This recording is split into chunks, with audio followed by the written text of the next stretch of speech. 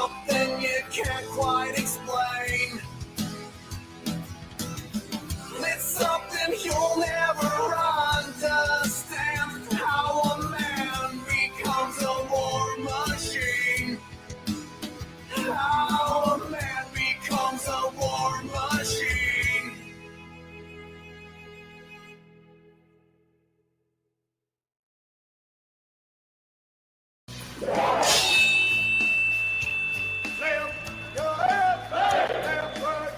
You got it! You're listening to today's Heroes Hits on WP3 Radio. Patriot Project.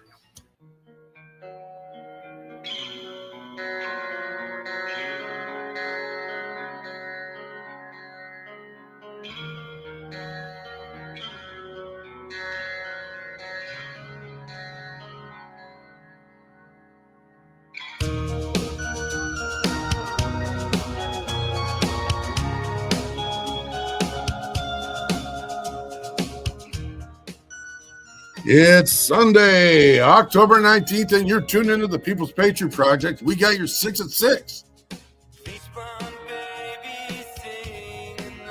Right now, you're listening to WP3 Radio. Proudly produced in partnership with Reason Across America Radio. Together, we share a mission to remember the fallen, honor those who have served, and teach the future generations the value of freedom.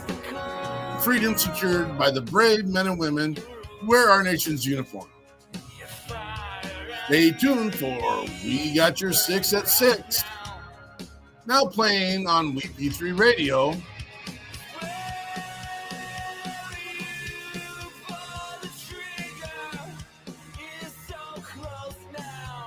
Die tired, need to feed.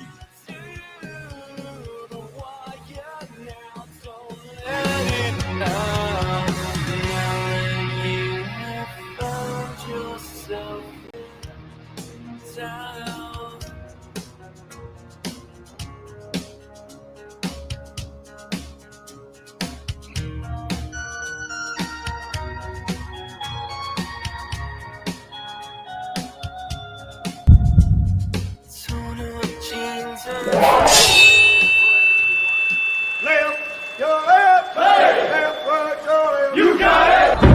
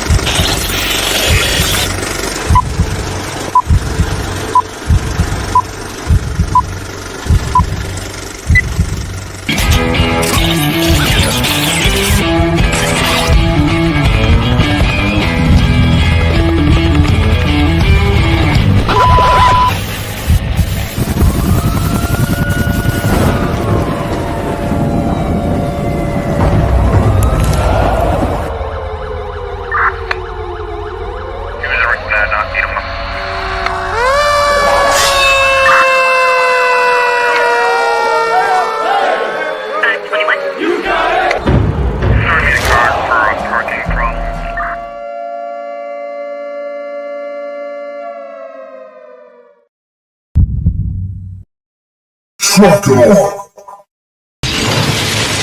Talkers, roll out.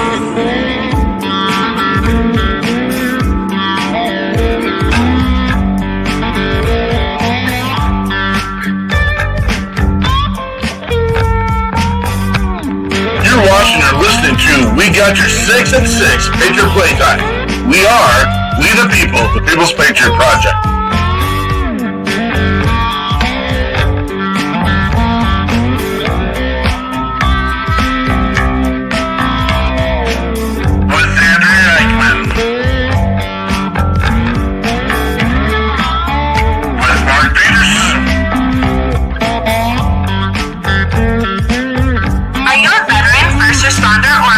Looking for a place to put your skill set that your thoughts and ideas are want to help continue the mission, you have come to the right place.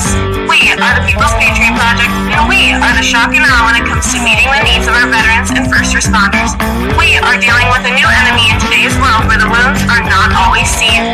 We want you to be a part of this mission in saving lives and making a difference. Welcome to We Got Your 6 at 6 Patriot Playtime. Here's the We P3 team bringing you today's best heroes hits in the boots on the ground organizations that are saving lives. And as always, Patriot Pride.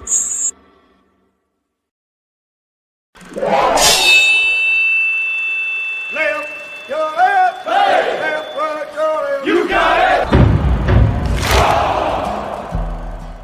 Truck it on.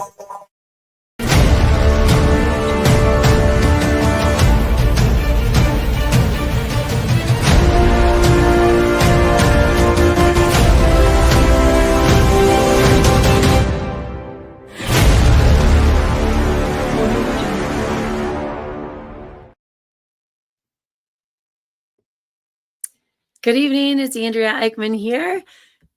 I am here with Mark and Frank, and we are here with the People's Patriot Project to bring you our weekly show called We Got Your 6 at 6. Every week we have a guest and we bring an artist. We share all the good and sometimes not so good things happening in our world. This week we are hosting some amazing discussions with our guest, JJ Hardy, author of Speak Up, Show Up, Lead, and there's a lot of other aspects, so hang on to your hats. We'll also have music and conversation with Kyle Demang of Voodoo Bayou Band.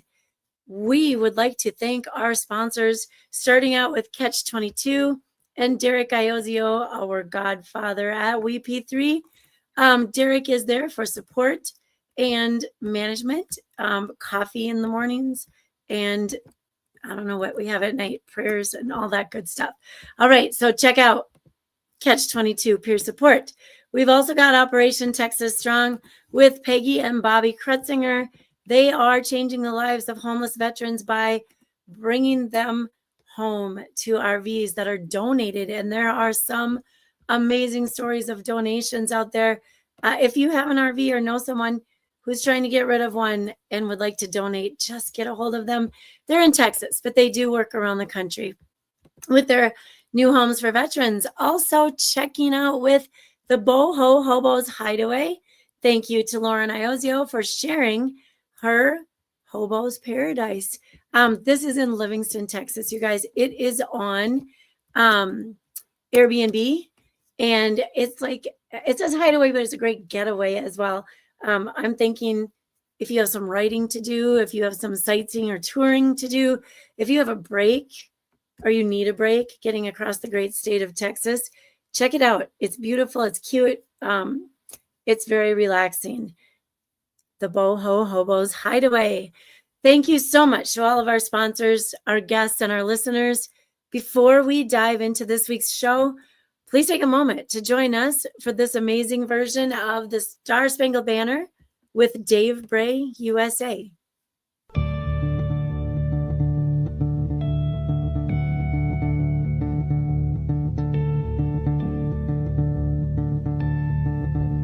Ladies and gentlemen, please take the time to stand if you are capable of standing. Out of honor and respect, please remove your covers and prepare yourself how you need to show your greatest gratitude for the amazing freedoms and liberties we have achieved under one of the most powerful symbols in the world. Please cast your attention as we respect our old glory.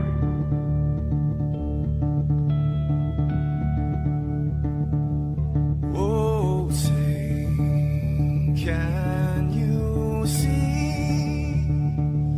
by the dawn's early light what so proudly we hailed at the twilight's last gleaming, whose broad stripes and bright stars through the perilous fights, oh, the ramparts we watched were so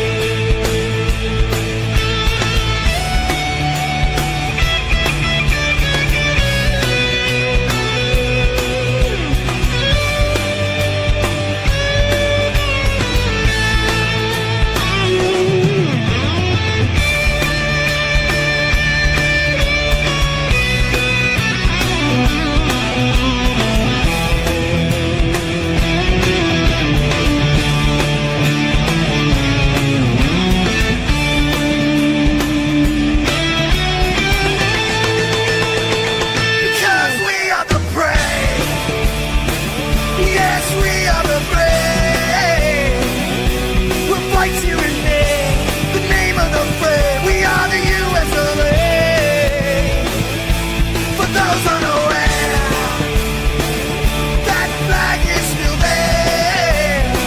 It's our future to save, stand in the prey, the U.S. of A. Oh, Satan's and Star Spangled Banner, yeah, wave for the land of the free. In the home of the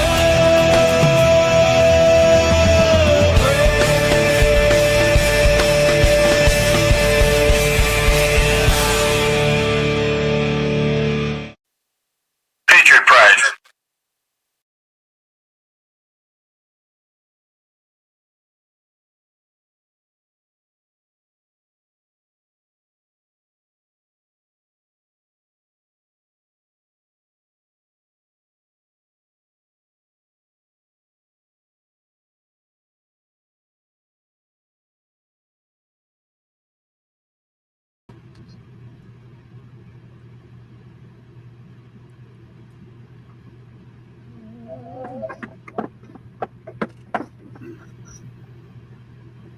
Peterson, you're muted, but I think you're talking. Uh-huh.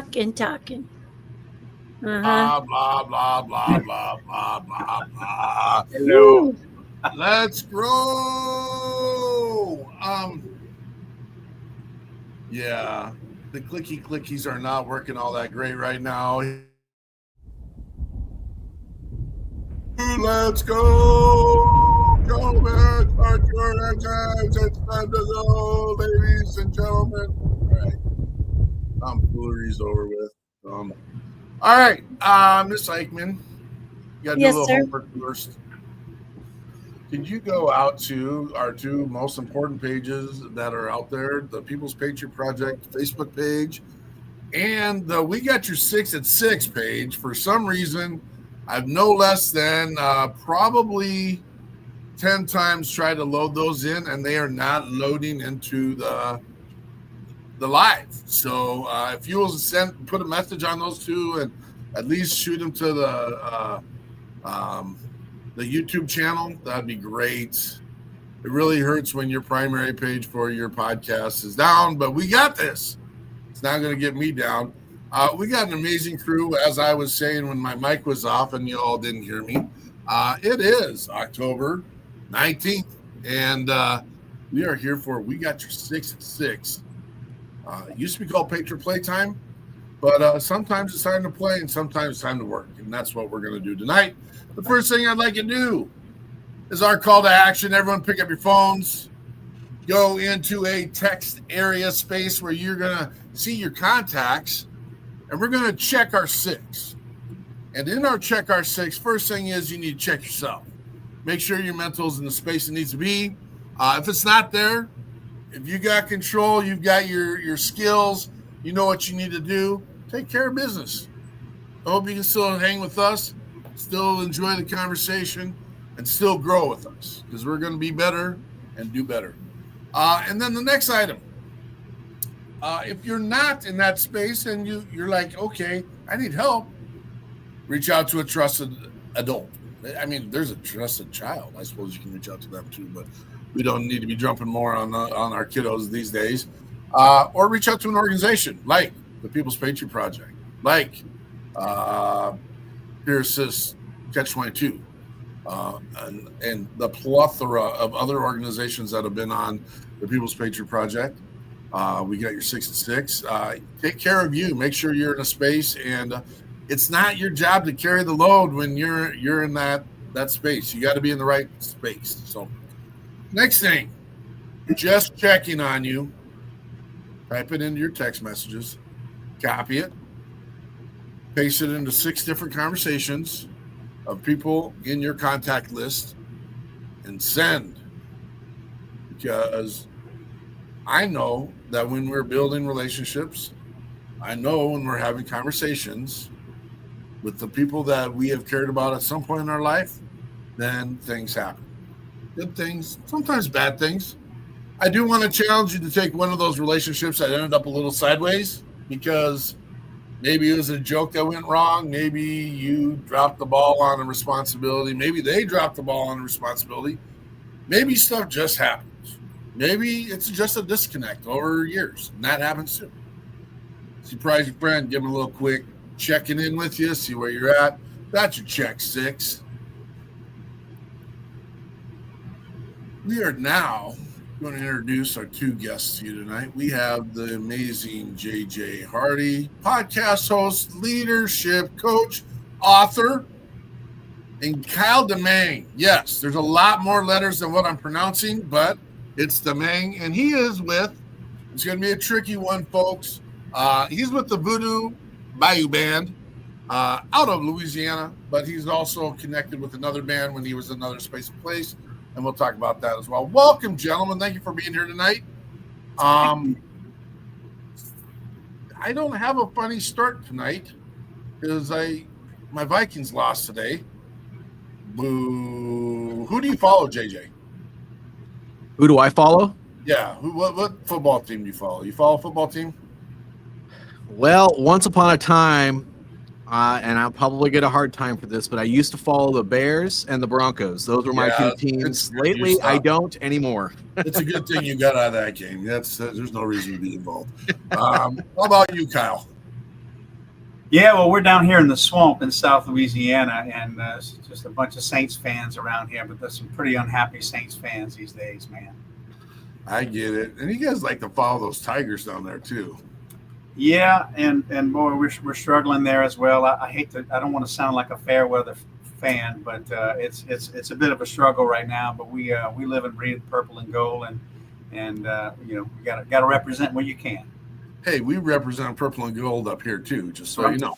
Oh, baby. Just so you know. Frank, how many miles are you on this week? I ran a total of 18 miles this week and 13.1 today. My first ever marathon and might be my last. I mean, half marathon. Frank. Half marathon. It's awesome. And my Achilles are screaming right now. Checking with your therapist, okay? We'll try and fix this problem for you. Yeah, I got some dirt sitting next to me. I just rubbed some banana on it, and I'll be fine. Nice. Make sure whatever you're rubbing, it's like we can see, so it's not like we don't have anything that we're questioning or anything, okay? I'll keep that in mind. Yeah. Great advice. Hey, JJ Hardy, tell us who you are, tell us about your service, and tell us the brief of what your mission is about in life. Okay. So my name is JJ Hardy. I'm a married guy. Got 2 kids over here, both teenagers. One's actually an adult in college. And I do leadership coaching. But in my journey of leadership coaching, I decided I would start a podcast. It's called Speak Up, Show Up, Lead, which incidentally is also the name of my book. Oh, it's backwards on your screen, but that's okay. Mirrored it. You're just going to have to cross your eyes and look at it backwards if you want to see what the actual book looks like. But my mission in life is to help people succeed. I fell into leadership coaching because I found that business doesn't really take an active approach to training their leaders and throwing them into roles. And after I retired from the military in 2018, I noticed that in three different companies that I worked for. And the last one, I built a leadership development program, and I decided to go and do that for other people as well. And so that's what I do for a living these days. Outstanding. I'm excited to hear more. Okay. I want to know more. I don't answer my questions now. I'm just going to kind of plant some seeds right now. But what does that look like? What does success look like? What does being a leader look like? I mean, we got a lot of people running around thinking. I don't know if they say it, but they definitely think it, that they're a leader. And me and Andrea just recently went to a leadership summit, and notable quote of the leadership: people have to follow you for you to be a leader. Go figure. All right. I don't know how much they paid for me to go learn that piece, but there's some reality to that. Thank you, folks. Kyle, introduce us to you, who you are, your military service, and what's your mission now in life? Well, thank you, Mark and Andres. It's a pleasure to be here to meet all of you folks. My name is Kyle Domingue, and I'm an architect, and I'm a part owner of a company that's an engineering company and an architectural firm. We're design professionals.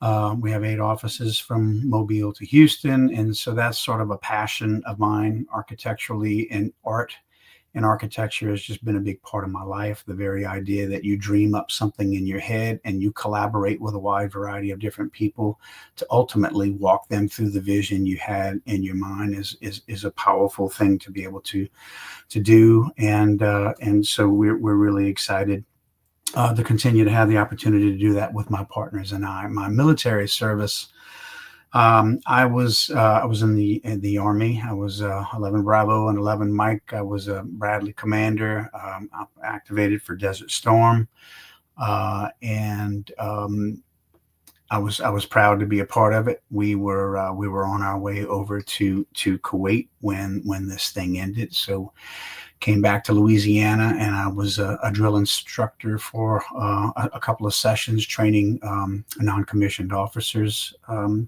for a minute, and then back to school at LSU and architectural school. And so I've watched your program. You've had some powerful veterans on here with some amazing stories in their sacrifice. You know, our journeys are all a little bit different. I'm proud of my service, but it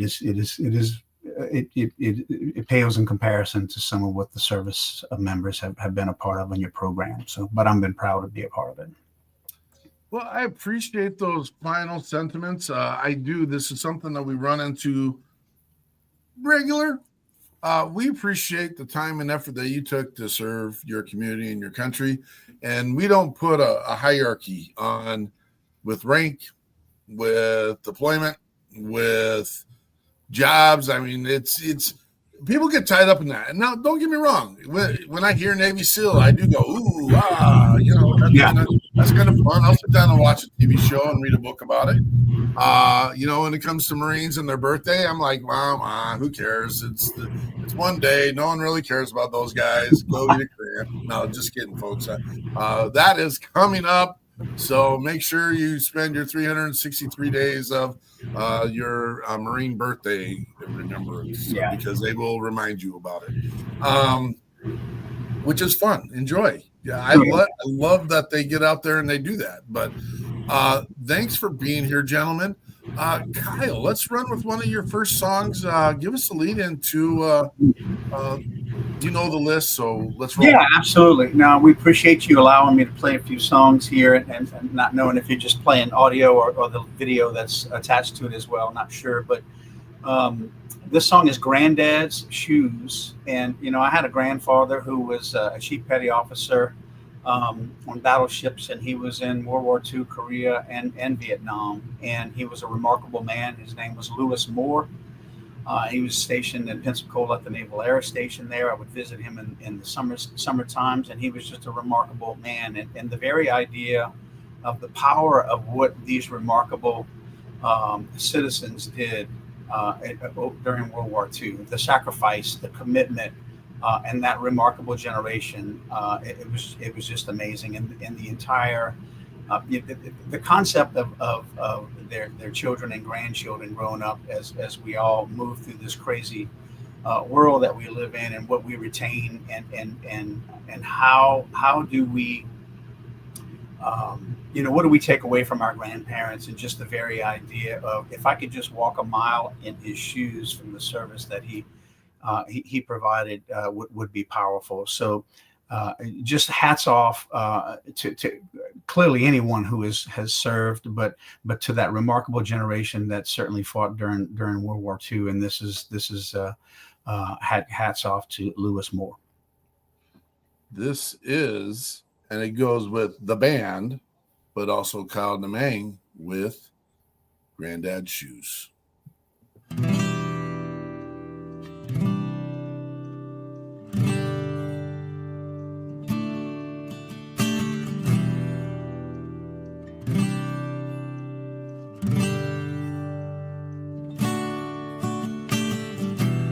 Single trumpet blows to mark this solemn day. We mourned his granddad's flag was offered by his grave. He loved Old Glory, and Glory loved him still. But the tears kept falling as the lawyers read his will.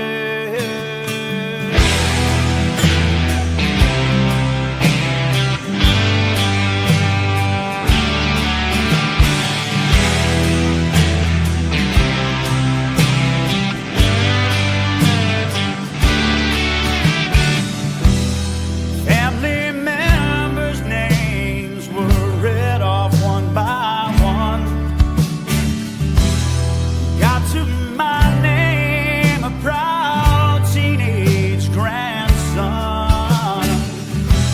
Well, he left me many things, especially the truth. The gift I cherished most was his old combat boots. So now I lay him down, I lay him down to sleep.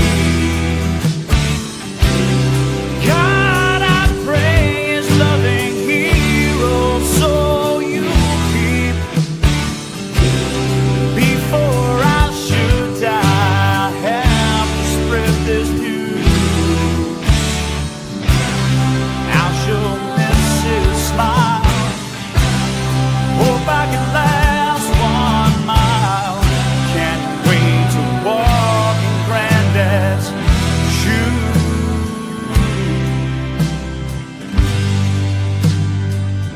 Walk a mile in his shoes.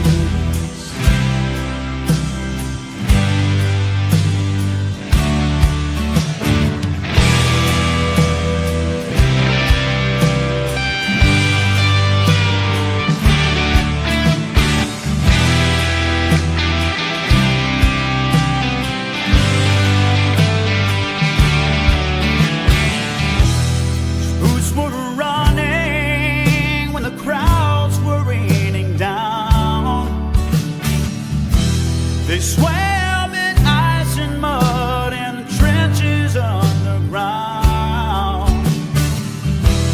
He sat with broken souls just like those men above.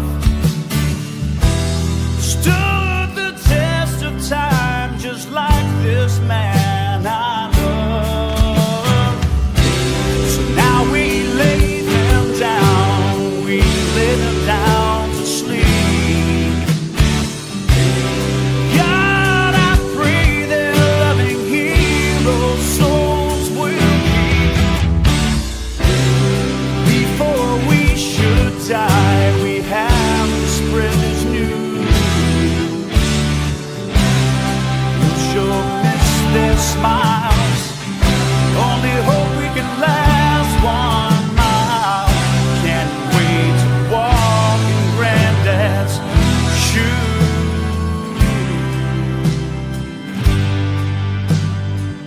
Walk a mile in their boots.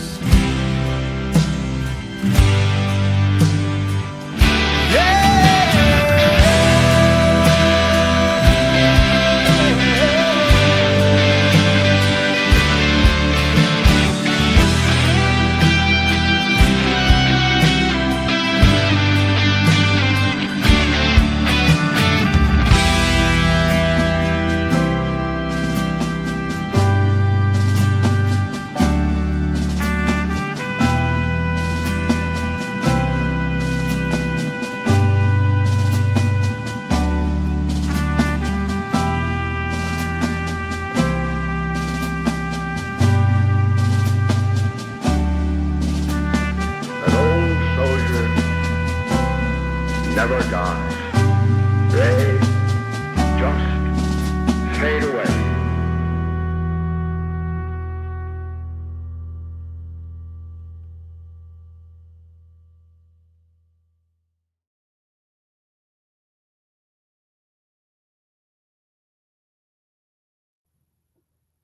That was Cal Nemang in the band The Preserve, Granddad's Shoes. What an amazing tribute song, brother. That was a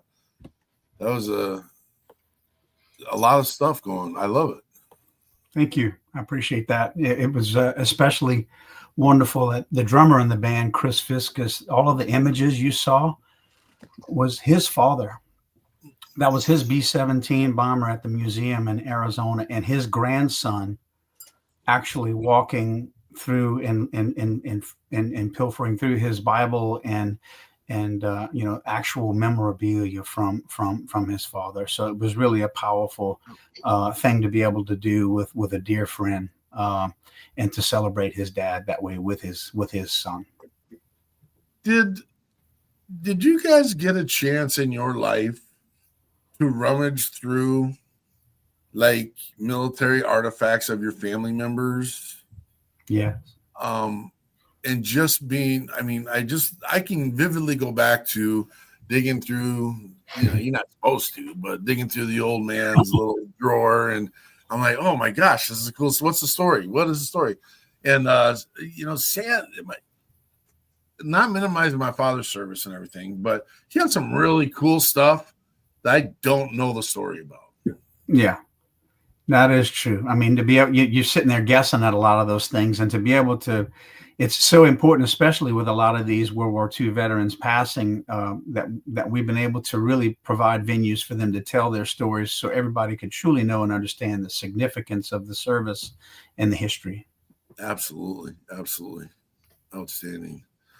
Let's slip into our little news segment. Mr. DeMille, share with us what's in the news. Well, first of all, I'd like to correct something that we said, I think the last time. I mistakenly said that October is Hispanic Heritage Month, and that's not actually correct. Hispanic Heritage Month goes for 31 days, but it starts on the 15th of September and goes through the 15th of October, which is something I had no idea. And the reason behind that, according to history.com, is there's so many Latin and Hispanic countries that celebrate their independence in September that it originally started being observed in September and was expanded to a month. Probably, I think it was like 30 years ago. And before that, it was 2 weeks or a week in September. So we want to make sure that we acknowledge all of the great people and veterans. The one that comes to mind right off the bat for me is someone that I had the pleasure of meeting, Master Sergeant Benavides, a Medal of Honor winner, and he came to the military academy and spoke to the Corps of Cadets after receiving his Medal of Honor from Ronald Reagan. And if anybody out there is not familiar with this man and the acts that he did to earn his Medal of Honor, they should really look up his citation, because as Ronald Reagan said, it's a great story, but they couldn't make a movie out of it because nobody would believe it. It's just amazing.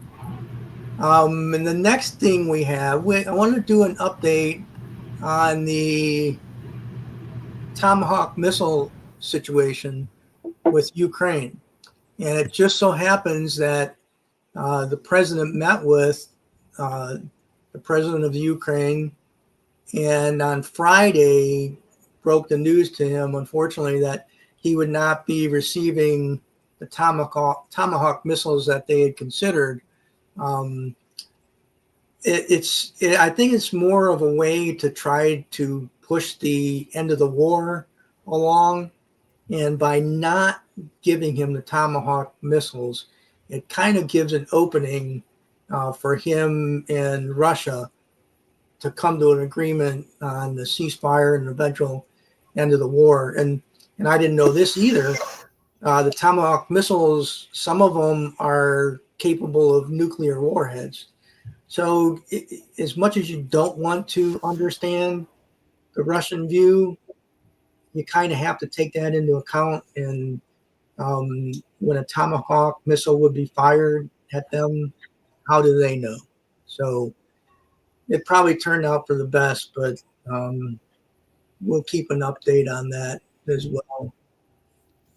The next story we have, it just so happens to be the issue in the Pentagon with the journalist. And this past Wednesday, as a group, there were 50 to 60 journalists who packed up all their stuff from the Pentagon and met at one of the exits and all walked out. So they weren't happy with the requirements that were being placed upon them. They thought it was too restrictive. I don't know why the situation came up or why the new plan was put into place. But we got to give them a nod of the head and clap of the hands for sticking by what they believe in and just boxing everything up and walking out. Hopefully they can fix this because the journalists play an important role inside the Pentagon. And the last one, and everybody knows that we've been working on stories that you just can't believe they're true. And we seem to be stuck in this rut with animal infestations. Today's no different. There was announced in North Dakota, of all places, that there's an infestation of ground squirrels. And these little buggers, they dig holes and run miles of tunnels. And it's getting to the point where they can't keep up with it. And this is in Minot, North Dakota, which is not a small town. I think it's inhabited. And there's people trying to deal with this problem that are incapacitating. I don't want to say kill, but that's what they're doing. 3,500 to 5,000 of these little guys on a monthly basis. They just can't get ahead of the power curve because they breed quickly and they're hard to find. And there's people who are opposing the eradication of them within the city and making it a little difficult for the folks to get rid of them. So that's our news for today. And if anybody has any suggestions for something they want to hear, just let me know, because I'm a wide open book when it comes to this stuff. I still got to make my hat that says press. I apologize. I'm tardy with that. I may have seen or heard a little bit of the conversation about what promoted or suggested that the journalists leave. There is a new requirement that in the Pentagon area, they are required to submit their stories prior to being. I don't think it's a terrible idea. It should be the most secure building in our country, and it is about our national defense. So I don't think that's a terrible idea. But no, they feel like that is an infringement. Both sides of the aisle, folks, everyone. Well, and I can tell you from working there that, they say that it's not like journalists are running around the Pentagon. Sure. Journalists were running around the Pentagon when I was there. And that's been a hot minute, but that did happen back when I was there. I retired in 2008, but at that time, everybody was trying to get a lead on a story, and it was less than a controlled environment. Well, and I suppose, if we don't get the specifics of that space, I don't think there's no foul. And we'll hear it. It'll get the story will come outside the walls at some point. I mean, that's the truth. And so I don't know that it's a terrible thing that's happened. No, but there are issues with not having journalists inside Absolutely. the building, and I'm kind of split on the whole thing. I think that they should be in the building, but I agree that there has to be a little more on the control side. And it's a weird conversation. And I don't know what side of where my feet sit on the line, to be honest with you. But information is dangerous. The problem that we have in our world is that we have a lot of information that's not accurate information. We have a lot of information that is based on perception, and not everyone's perception is focused through the proper lenses. I'm not here to attack anyone's thoughts, ideas, beliefs, any of that piece, but sometimes when everything is black and white, there doesn't seem to be any gray. So you have to pick a side. You're either with us or against us, and everything is biased, and it's really hard to know where to go. Well, and trying to find stories and work with them to make them non-political isn't as easy as I thought it was going to be when I started doing this. No doubt. Yeah. Well, isn't it so interesting how the media spins the entire narrative for everything that we talk about and everything that happens in this country?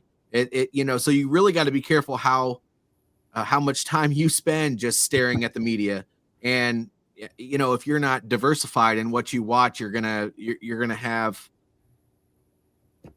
an interesting perception. Because if you're all Fox News, I'm not gonna say any political comments, but I'll say you'll be one way. If you're all NBC or CNBC or whatever the case, you'll be another way. And if you're, so you got to be really careful with how you watch the news and how much time you spend doing it, because it'll make you go crazy a little bit. I have a good friend of mine who's a perfect example of that, but I'm not going to talk about it. No, you're totally good. And I'll even on the side that I promote, I get tired of listening to their banter, their stuff, and they don't get it right all the time either. And it's like, you know what?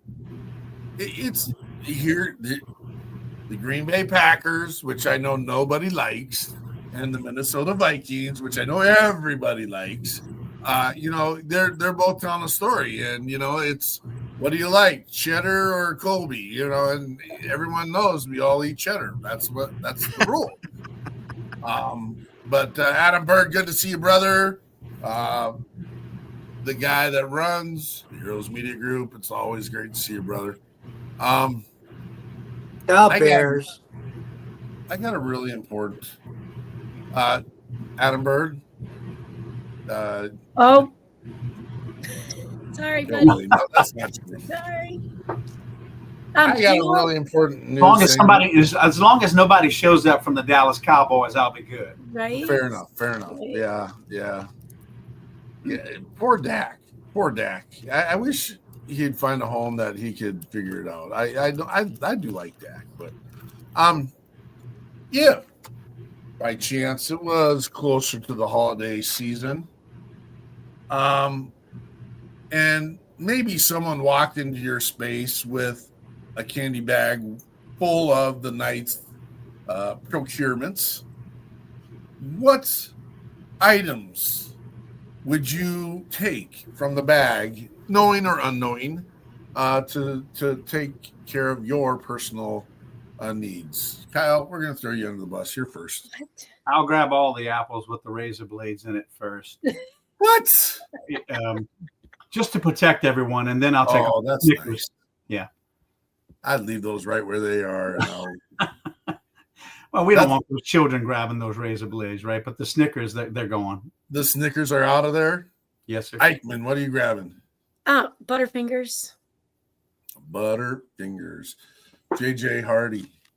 Well, I'm not sure what is in your typical family basket of goodies, but I will say that in mine, when I go to a gathering with my family, my grandmother makes this hopscotch.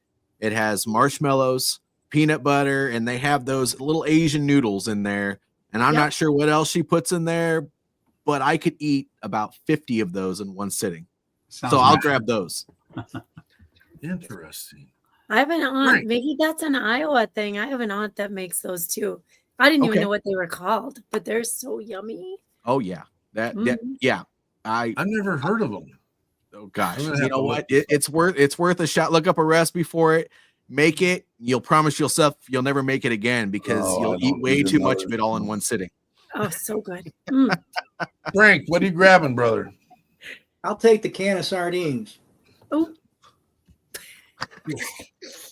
That's an interesting selection for a Christmas Lordy. You basket. can't tell me that nobody passes out sardines. Come on now. no. Okay, so I'll make a confession. There are a few kids that go through my door that do get a can of corn or peas just because I think it's funny. And so it's even funny when you got the little kid that's holding the bag and you drop the can of corn and it makes their bag hit the ground. And then I laugh and I'm like, hey, you can have a couple pieces. I don't know where this came from. There's like some sitting around my desk. Oh my gosh, I just found those too. But what's happened? I don't understand what this is. This has got to be shrink inflation. What is this tiny little morsel? I mean, this is the Reese's bat. It looks like a Reese's mosquito. And in fact, that's what I'm going to call it. The Reese's mosquitoes. My kids weren't allowed to eat. I think they had peanut allergies, so they weren't allowed to have Reese's peanut butter cups. I diagnosed them with the peanut allergy That's a lie. Yeah. Way to go. Smart. Yeah. No wonder your kids are damaged. Oh my goodness. Very smart. Totally Do joking. your kids None eat? of that's real. Do your kids eat fried chicken gizzards? I do. Well, your kids. Oh yeah. If they eat fried chicken gizzards, they shouldn't be allergic to anything. We won't have confession time right now, but they will eat them. Yeah, they'll eat them. There you go.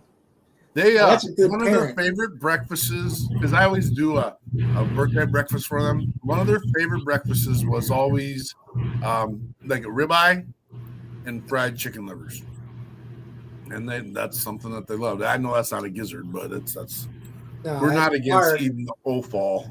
That's a far stretch from a gizzard, buddy. It's on the other end of the bird, right? No, not really. JJ Hardy, tell us what you really do, brother. Tell you what I really do.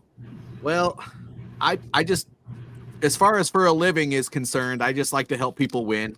So I tell everybody I'm a leadership coach because I prefer to do that, but I also do a lot of consulting projects. I help people grow their businesses. I volunteer at a nonprofit over here called the Veterans Liberty Center.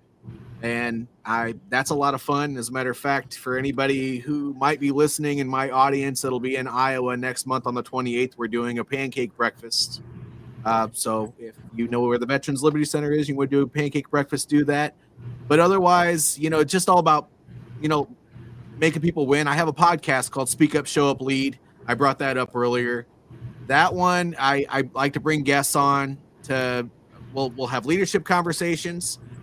If they're a veteran who has transitioned and they've had some success after their transition, I love for people to share their story there because us as veterans, that transition process is not typically a super easy one, especially if you're a combat vet. So I enjoy doing that. And there's been a lot of great business and success conversations that have taken place just on the vet side there. But I spend a lot of my time doing that. And then I write every once in a while. I have 3 published things, but so Speak Up, Show Up, Lead is my story. So, I mean, anything else that you want to know, just ask. I don't really enjoy talking too much about me, but I'll do it if you ask me a specific question. This is your show tonight, buddy. This is you to promote your world. So we'll dig it out of you. We'll get it out of you. Okay. I got the link to your YouTube podcast up there right now, making sure that we get there. And again, we appreciate that you also shout out other organizations that are boots on the ground getting the job done. There is only one way to get this job done, and that is to collaborate. Now, it is a super frustrating piece for the People's Patriot Project when we find an organization or someone that doesn't A, match the effort, B, do the job they say they're going to do, or C, do something else that has nothing to do with what they say their mission is about. And we have roughly 86,000 organizations in this country. I personally, there's no data where there's a check. We're trying to get that piece kind of done, but I wouldn't say we're a smaller organization, and we're not a policing organization, but at the same time, we have to cut the fluff, brothers and sisters, because if we don't, we're going to keep these waters muddied, and our veterans and our first responders are not going to find the resources they need to accommodate what they need at that moment. And we run into it all the time, but it breaks my heart sometimes to turn my back on an organization or people that aren't doing the job that they say they're getting done. And the other part is I'm not a mudslinger. So, and that's the part that of cutting the fluff we struggle with, because it's really hard to hold someone accountable who's not doing the job when you're not putting the word out there. But what I don't want is the mudslinging thing. We see that in our politics. We see that, and I'm like, the second you throw something, someone else is going to throw something back. And so I don't have a solution for that. And I'm throwing you under the bus at this point. Do you have a solution for that, JJ? I kind of do. That's why I like coaching so much. Actually, is because a lot of people will come to me and say they are trying to look for a solution. They're having a hard time, getting the influence of their team, and it doesn't seem like they ever do the things that they ask them to do, and this and that and the other thing. Business wise, I don't know how to hold that accountability unless you can gather a group of people together that can give you reviews based off of companies. And that's kind of hard because there's a fine line there, right? You don't want to talk bad about a company, but you don't want to talk overly only good things about a company. But when I coach people, I always try to make sure I ask them, what is your intent here? Because I'm going to be asking you a lot of questions as a coach to get you moving in a specific direction. And if you don't actually have motivation to move in that direction, it's going to become very clear, because every time we talk to each other, you're going to be in the same place you were when we started. And I am big on integrity. I am big on ownership, and I'm also big on action. And if you aren't the type of person who's willing to, look at yourself in the mirror and push yourself forward in a specific direction, then I will end my time with you as a client, because that's not what I'm looking for. I'm looking for action-oriented people. And if you're stuck and you say you want to be unstuck, well, then you've come to the right place if you're willing to do something about it. But if you're not, I might end our time and say, I'd be happy to help you later on when you have a change of perspective. But otherwise, it's really, really hard to be a coach on the other side of a call, or even locally here, and have people that haw around. So I understand what you're saying. It's really, really hard to cut through that, but sometimes you don't know until you try them out. So as far as companies are concerned, if you're trying to filter through that, give them a shot.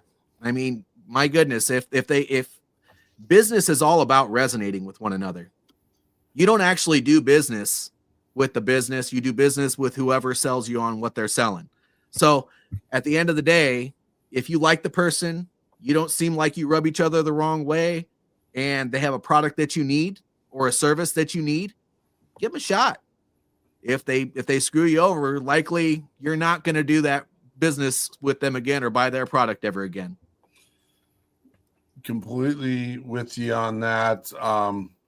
There is the one piece that I struggle with, and some of our veterans and first responders aren't shopping. They need help. They need resources. They need stuff right now. And for them to call a number that doesn't call back, for them to submit a form to an organization that doesn't follow through, for them to send an email or to go to a website, they're already, so our men and women who are running at crisis, because I can tell you the mindset of the majority of veterans on first responder. The majority of them that fall into a space are thinking, I can get through this. I've got it. I can do it. I don't need to tell my battles about it. I don't need to tell my spouse about it. Don't need to tell my colleagues about it. I can get through this on my own because I'm strong. I've been trained. I know all these things. That's the mindset of the majority of our veterans. But the problem is they get backed into a corner with stuff. And there's a layer of stuff on and layer and stuff and a layer and a layer and a layer and a layer and a layer and a layer and a layer. And now they're at a spot where I need help.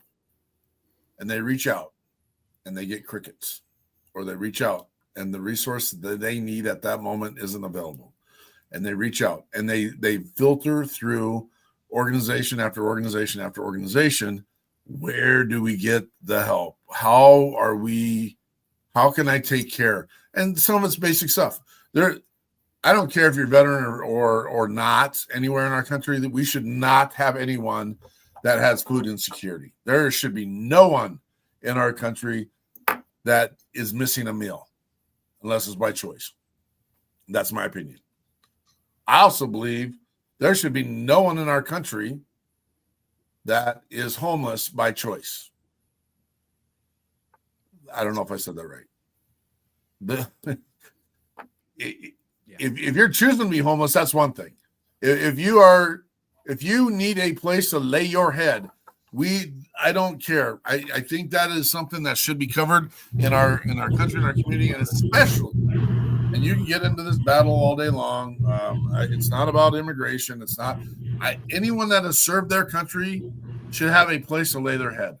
That's my opinion. They've spent plenty of time with their head out in the dirt. Completely agree. Yeah. So, no, we got a little sensitive there, didn't we? That's okay. When I say we, I mean me. I think that's allowed. Kyle, tell us about what you guys are working on right now. What are you getting done, brother? With the music stuff? Whatever you want to talk about, man. This is your show. Oh my goodness. Well, yeah. So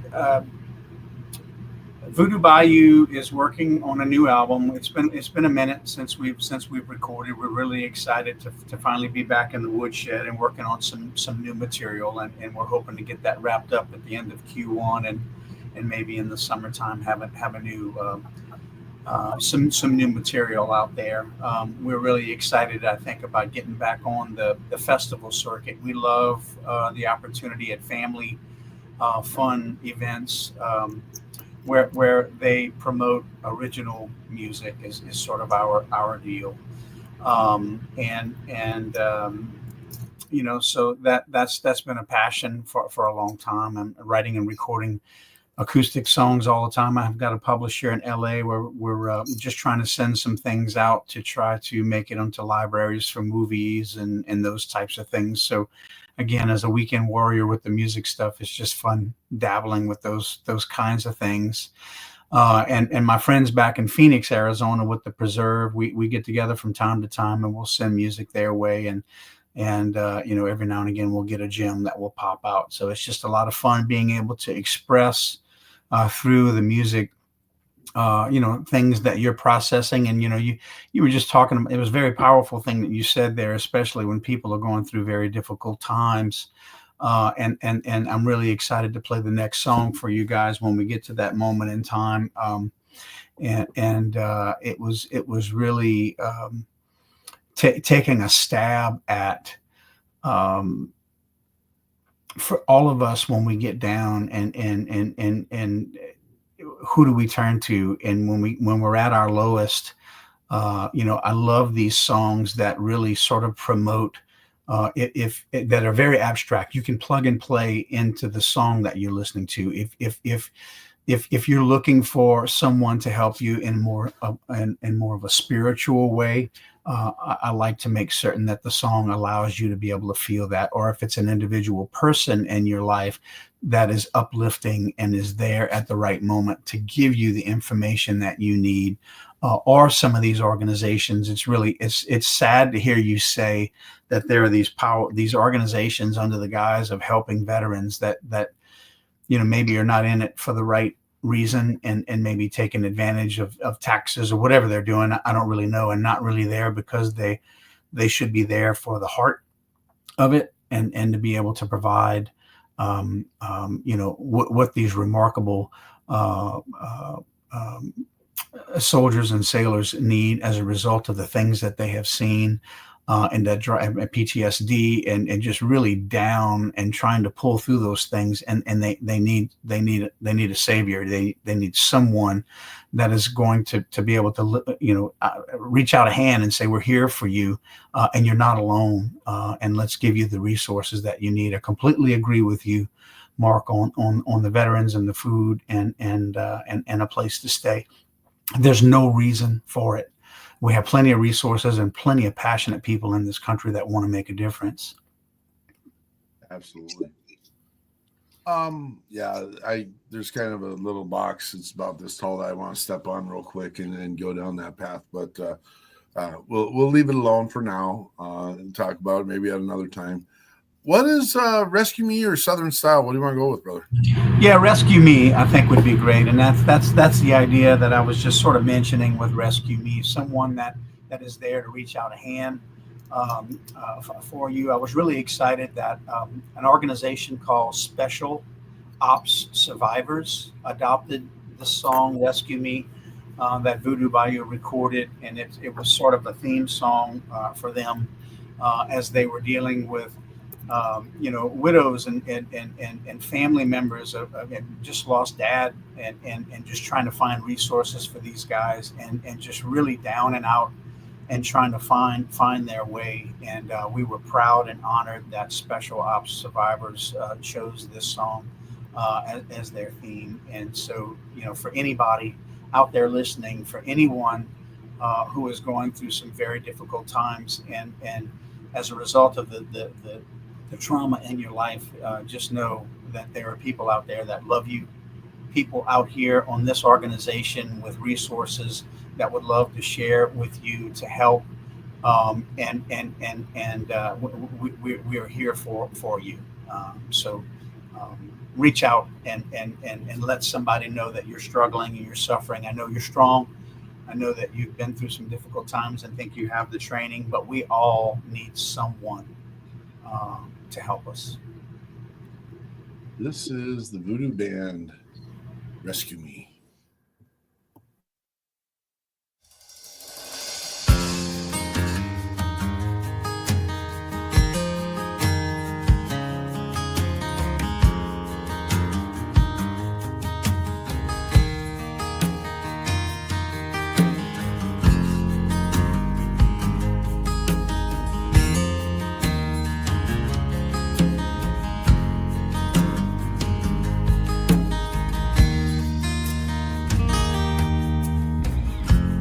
Looking up from the bottom of a glass, can't drink enough to erase my recent past.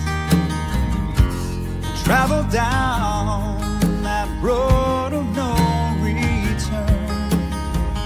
Now I'm lying here with 1,000 bridges burned. Lord, I'm asking you to help me change. Well, you rescued me from that deep and dark place, sailing rocky seas, and you're my saving grace.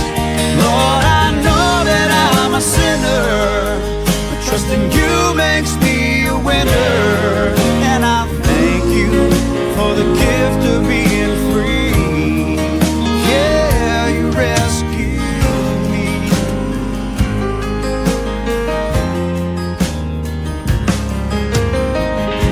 Well, I'm down and out, feeling lost and all alone. It's a changing world, and now everybody's gone.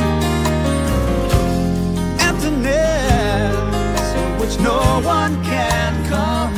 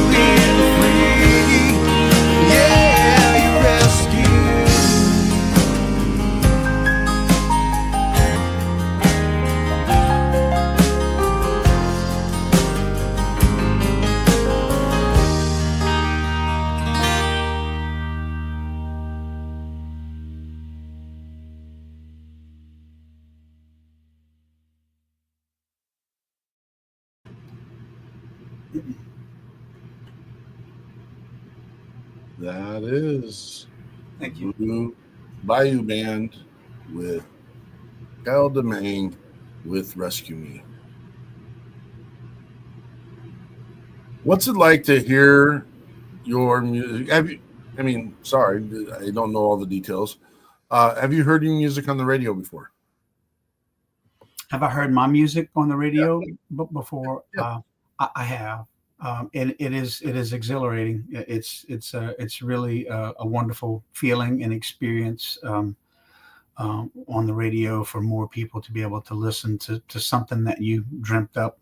Much like Frank as an author that would publish things, then people would read and love and enjoy, and the same with JJ. And to feel as though you've done something that someone may enjoy or may appreciate is a wonderful feeling.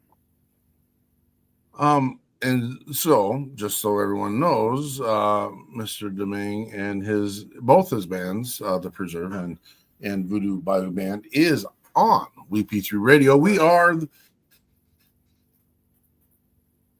the largest conglomerate of veteran and first responder music content.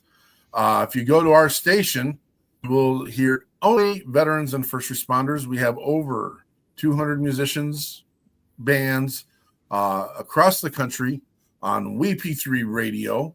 We're very, very excited about the work that's gone into that space.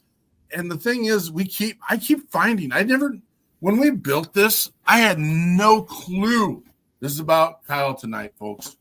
I had no clue how many veteran and first responder musicians there were out there. But you get into it, you got Elvis, you've got, who's our rap artist one right now? I can't think of his name. I'm losing my mind. Topher.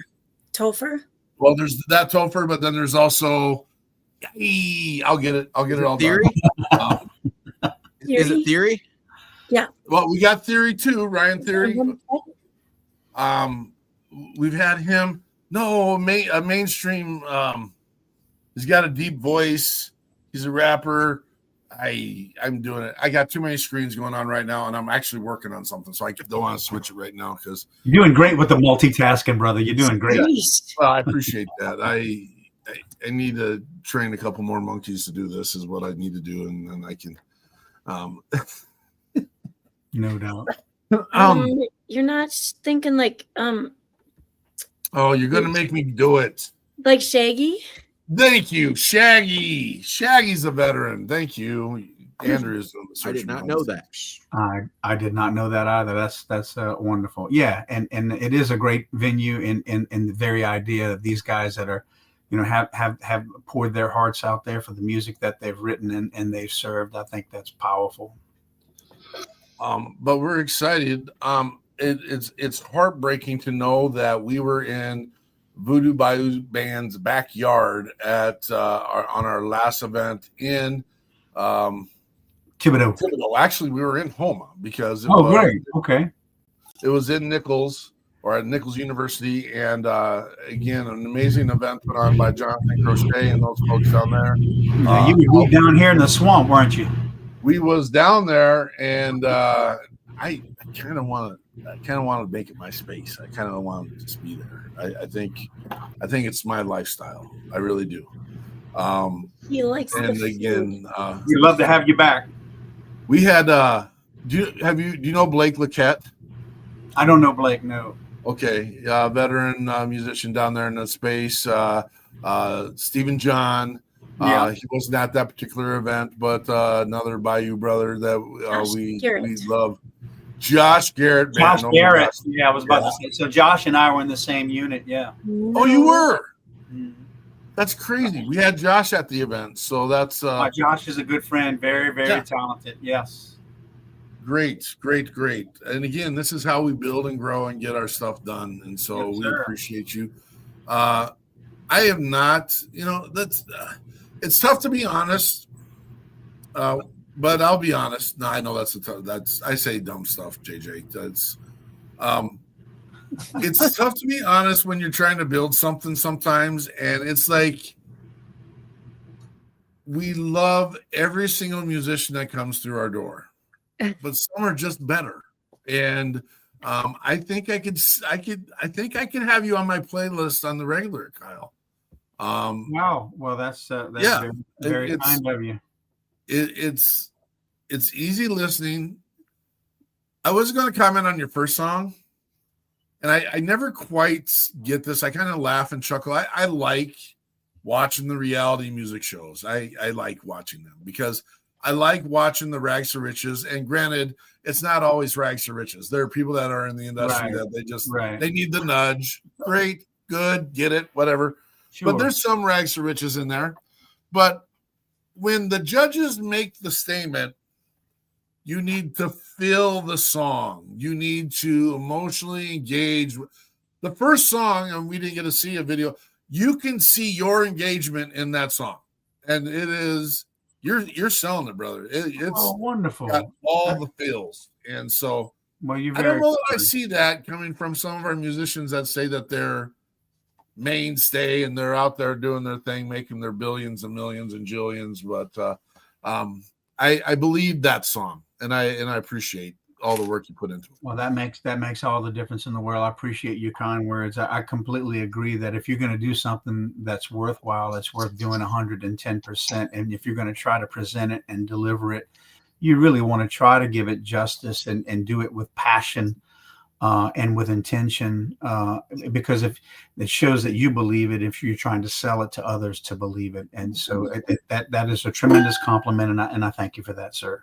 Well, it's not only that, but the music, the words, the tone, the way that you sing it all comes together very well. I felt the music as well. I thought it was great, Kyle. Thank you. Wow. Both songs. Very, very kind. Thank you. Humble. You got a different personality too. I'm just going to put that out there. I don't stumble on the people regularly that have the soft-spoken, genuine tone and attitude to you. And so it's been absolute. JJ's been a hard ass the entire time, and it's been working with him. But JJ, he's giving you a rough time, bro. Hey, you know what? I'm a former warrant officer. You can call me anything but late for dinner, but don't ever screw with my coffee. How about that? Yeah, warrant officers. Yeah, I've got a couple of those in my life. And I was just a dumb grunt, man. I'll do anything, whatever, man. No, you've got a demeanor Modesty. about you, and I appreciate it. Yeah, you guys are great. Thank y'all. Very kind. JJ, what's next on? What's the next big thing for JJ? Well, the next big thing for me is, I'm really pushing to grow my podcast. I'm going to be releasing another book. It's about resilience. It's how to build resilience. I believe that it's important to work towards, getting ourselves ready for that next thing. If the hard things come along and we're not ready for it, I think there's ways that we can lean into the hard stuff before then, so that when the real tough stuff comes, it's not really a big deal. But that's what that book's about. Now that's going to be coming out here in the next 3 or 4 months. I'm in the stages of doing all the edits for that one right now. But that'll be coming here pretty soon. And in addition to that, the Veterans Liberty Center that I'm on the board for in Iowa City, Iowa, we are doing a lot of great things. That pancake breakfast I mentioned earlier is really the first big thing that's happened over there in the past few years, and so we're looking to do a lot of community partnerships, and the mission for that organization is to help exactly what you were talking about earlier, homeless veterans and veterans who suffer from PTSD. They come in there and it's kind of a safe haven for them. So those guys that are still homeless, that either they maybe got a negative discharge from the military and they can't get help very easily from the VA. It's not that they can't get help. It's very easily from the VA. They can shower there. They can do laundry there. They can fill out job applications there to go out and get interviews for jobs and potentially even reach out to the network to get transportation to get them to that job interview and all that stuff. But also there are support groups there. So people that are struggling that would like to get in front of a group of people, they have group to talk to. And they haven't been real popular in the community. The building's starting to get run down, and we've been cleaning that place up, getting it ready. And with that pancake breakfast next month is going to be kind of a really big deal, because it's going to be our way of saying we've made this place something different. Everybody come and see it. And after that, all doors are going to open up, because we've been talking to a lot of people about doing some collaboration. So those are the two next big things. And the other one's not necessarily me, but as a guy who likes to help veterans and a veteran myself, I really feel like that's the biggest one. I can write books, I can coach people, I can do things, but if I'm not out there doing the important stuff, taking care of those who may not have the ability to get that help, then what are we really doing? And again, this is an impromptu question, so you didn't have time to prepare for this one. How do we get that 86,000 organizations to come to one table? And that's not a realistic expectation. But how do we get us all? I mean, you're in Iowa, we're in Minnesota. How do we get all to the table to have these real conversations, to have the real growth of focusing on? And again, people ask, why don't you specialize? Not interested in specializing, because if we're specializing, we're only getting, for example, PTSD. There's military sexual trauma, alcoholism, drug addiction, homelessness. I mean, there's a plethora of need and desire. I mean, it is what it is. But at the same time, I lost my thought for a second. So how do we? I don't want to specialize, and we need to have one hub conduit. Someone asked, why do you got your 6? You should change it to you got your 360. And that's not right. I've actually struggled with that thought, only because it is. We want to be all inclusive. We want to, we do got a plan, but I mean, I want to invite people into that conversation and be part of that conversation. And usually we wait till the end of the show and have a collaboration conversation, but I mean, we're going to invite you to that conversation, JJ. Not that we don't know everything. I'll be the first to say that. Because we're inviting you to our party doesn't mean it's the best party. It just means it's a place where we can get together and have a conversation. And so I am because we are a beacon. It's an oxymoron. You're going to see the stupid green everywhere. I hope to get the beacon out there, but it's a moniker to say, hey, look, I got your attention. Let's grow. Let's do something. Anyway, it's not about us. It's about you. You got any thoughts around that parameter? I do. I think that you're right. There is no such thing as a best organization. I mean, the VA might think they're the best, but then the DAV is also the best. And everyone is kind of, they hope, especially when we're helping people like this, they really hope to just be able to do their part. And I agree, collaboration is important. So, as many as these organizations, even if they're only small, local, laser targeted organizations, we should all be coming to the table, because I think what the bigger organization, or the bigger nationwide struggle that we have, that is a lack of focus, a lack of the veterans' voice. And there aren't enough organizations coming together nationally to talk about what we all know what's happening locally, but what's happening nationally. The DAV does a good job advocating for stuff. Wounded Warriors does a great job advocating for stuff. Locally, I would hope that we are all trying in some sort of way to do our small part in advocating for things locally, and helping, even just one person a year is a big deal. But, where are we coming together as a collective to have these conversations so that we can push them to people like the DAV or the Wounded Warriors? Because otherwise they're just talking to the same people that they're always talking to. So the small local organizations need to be coming to that conversation. And I would think that if enough of us that have these nonprofits that are trying to do this great work could get on a quarterly or a monthly or a biannual or twice a year call or whatever the case may be to talk about this stuff. I know there's another organization, and I can't remember what his name is, but he's putting out surveys to get the veterans' voice out there. He was on my podcast. I need to get his. But we just all need to be coming together to talk about this as a collective with the main issues that we're seeing locally, but then our opinion to talk about these things needs to happen. It does. We'll get there. We will get there. We all we're all in our bubble fixing our stuff locally, but we need to get out of that bubble and fix things nationally. Let's plug your book one more time, brother. Sure. Speak Up, Show Up, Lead. It's my story of grit, growth, and leadership from the ground up. Basically, I started off as a young man that suffered from abuse.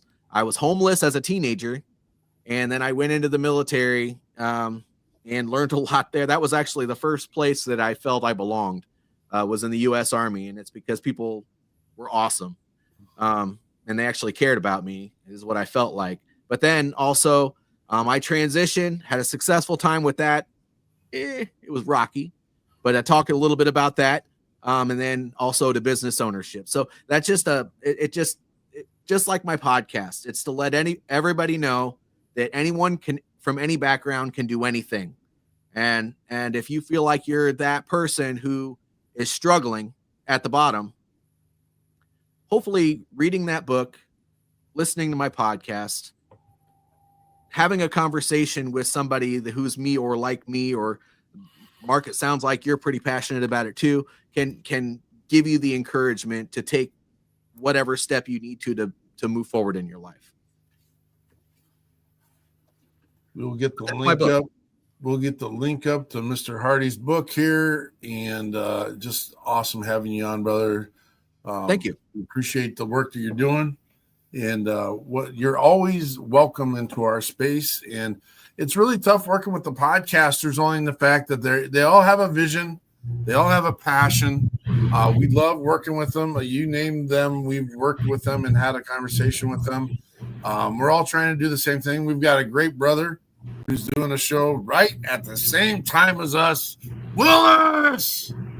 I know if I wasn't with you, I was gonna co-host. He was looking for a co-host earlier. Oh yeah, Willis.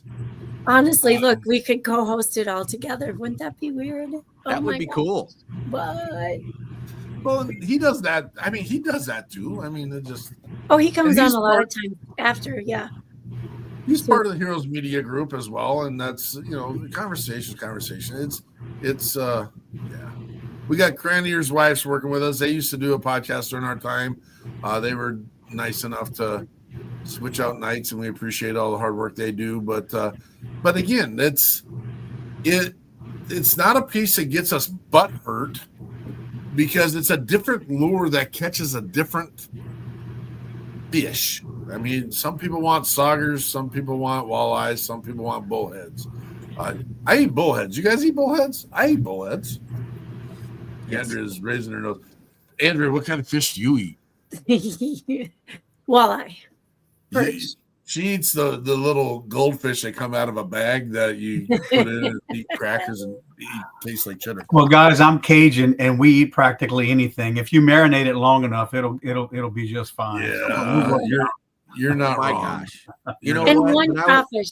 I ate one crawfish.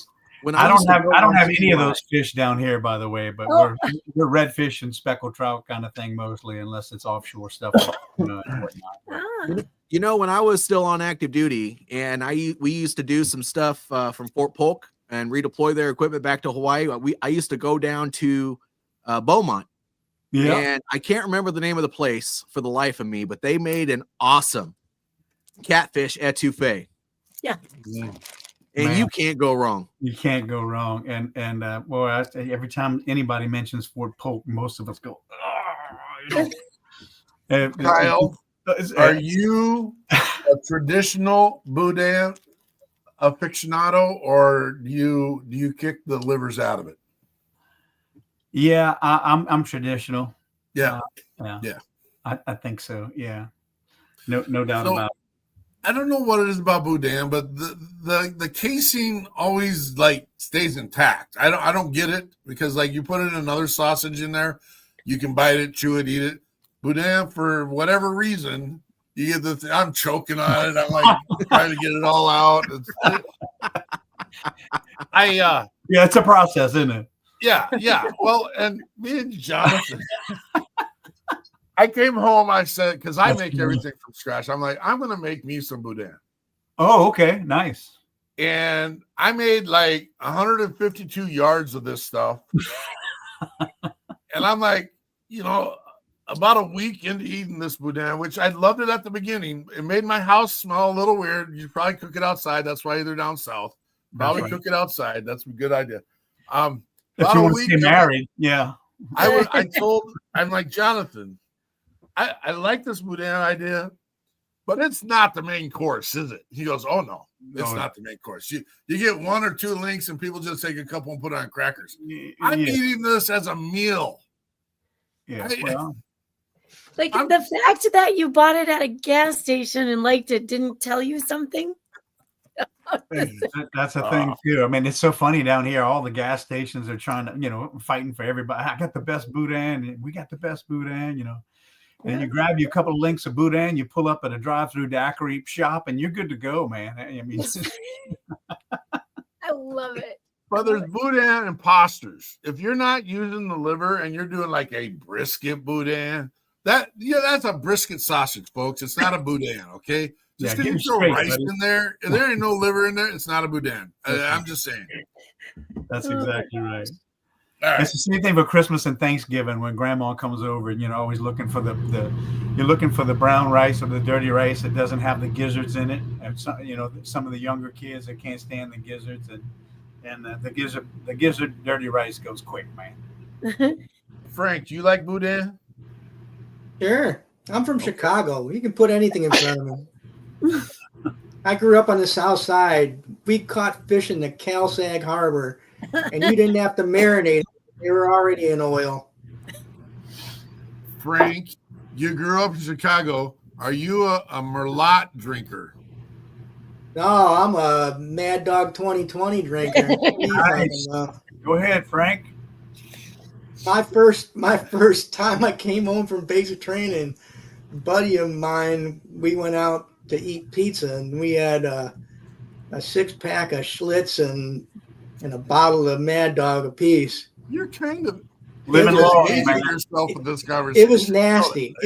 It was snowing and ice and everything, and a lady got stuck going up a hill, getting out of a strip mall, and not that kind, a bunch of stores.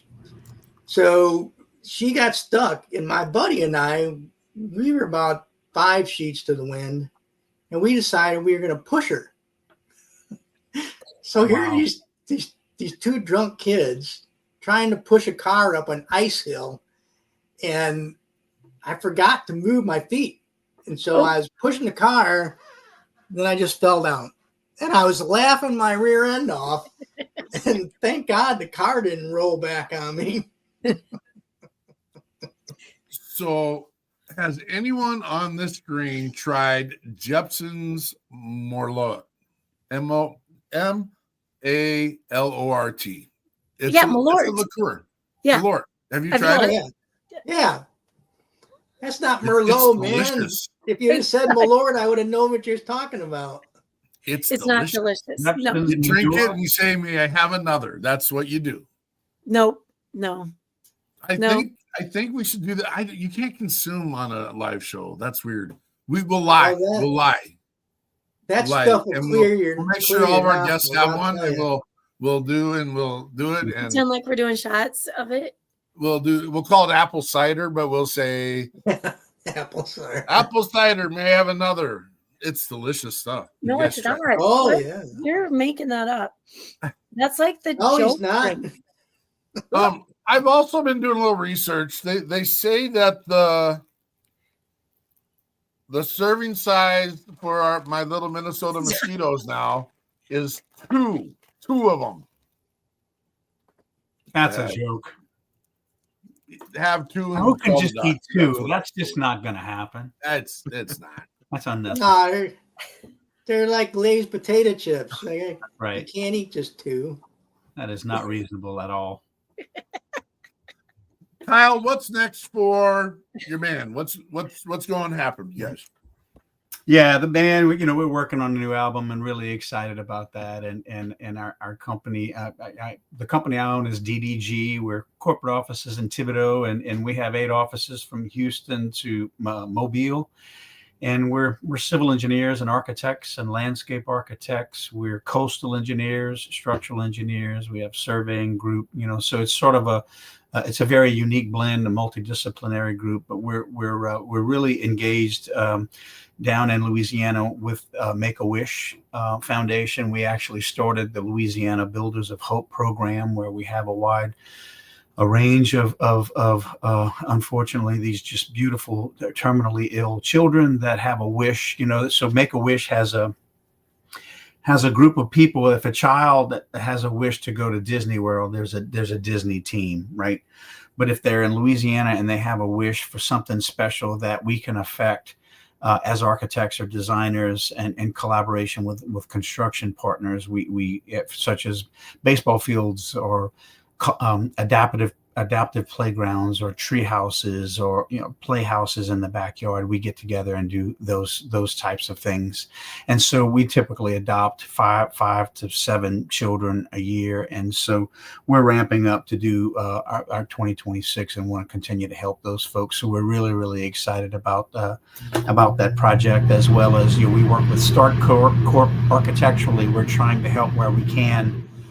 With Start Corp helps veterans and homeless people to try to find housing and those types of things. So a lot of the things that we have been chatting about, DDG has been really passionate about it. And so I'm really thankful to my partners, Matt Newchurch and Kanan LeBlanc and Tommy Buckle, for allowing us to continue to do all of these types of passion projects that really hopefully help make a difference, like JJ was talking about. And musically, we just want to continue to put some good product out there, and get that music in front of a family-friendly group of people at festivals in 2026, and have some fun on the weekend. So, I love it. That's awesome. It's Go ahead.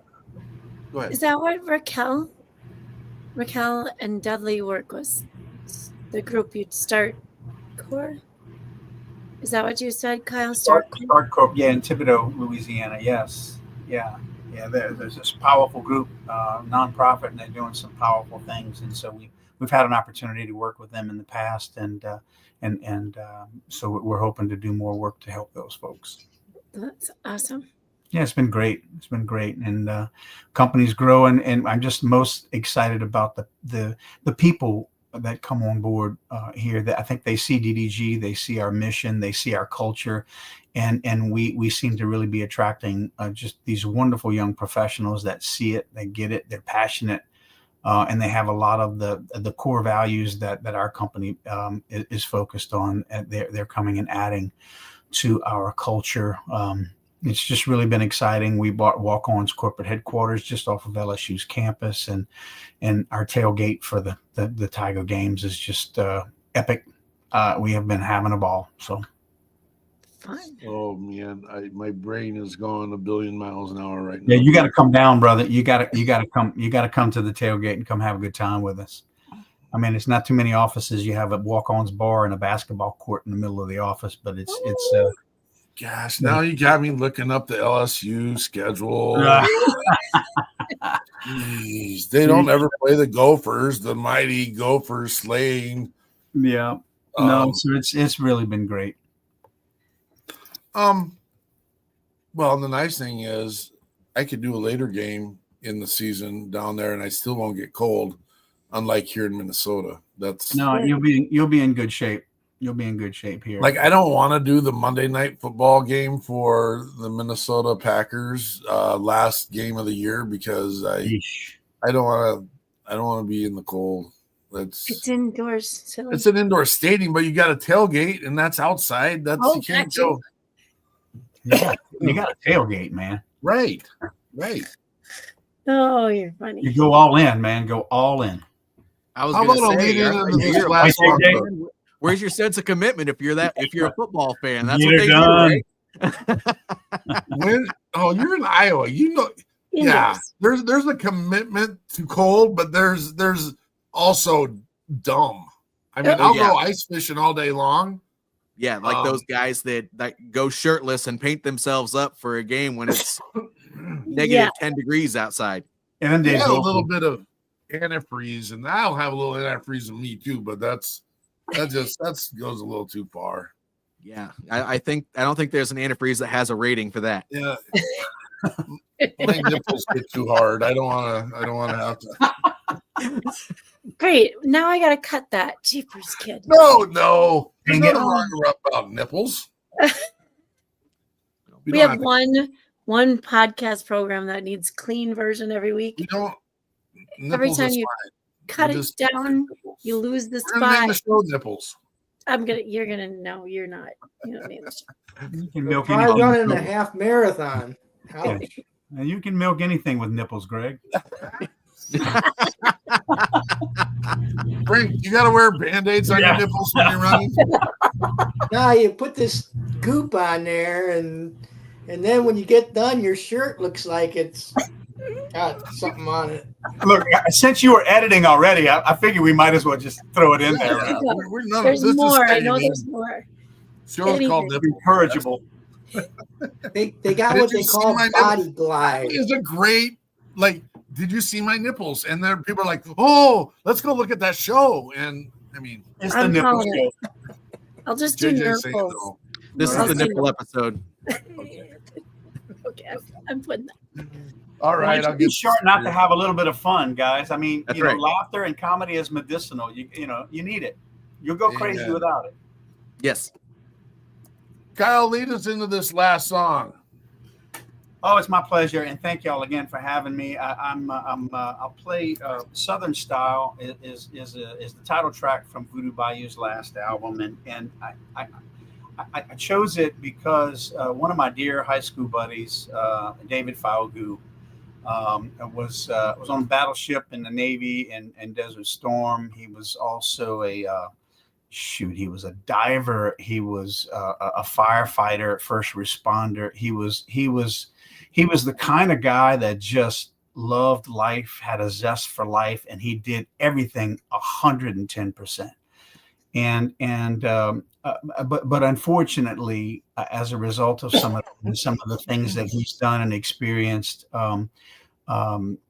he took his life. And this song, when we recorded it, I remember talking to him one day and chatted with him about the album when it came out. He was the guy that I've always loved music, but in high school, he turned me on to really eclectic music that I would never have been exposed to had it not been for David Falgout. And so I in memory of him as a Navy vet and as a first responder and someone who really loved this song, I wanted to sort of put it out there. And thanks to my brother Eric Domingue for his powerful service in Desert Storm as an M1 Abrams tanker, and my wife Melissa Domingue was an air traffic controller in the Navy, and all of my family members, Buddy Domingue and my father Richard, and it's wonderful to be a part of a family of folks who have served. And so down here in the South, this song Southern Style goes out to each and every one of those folks.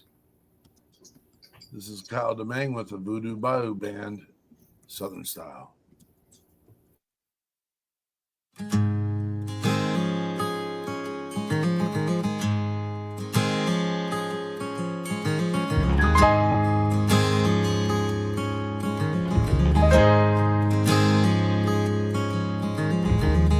hope I make Austin by the morning.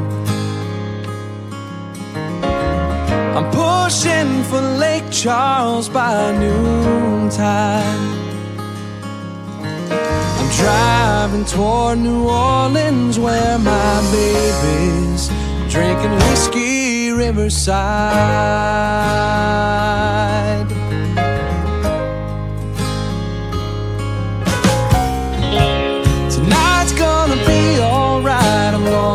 my baby close in the pale lamp light, 'cause it's been such a long time. The French Quarter and a bottle of wine, listen to the music with her by my side.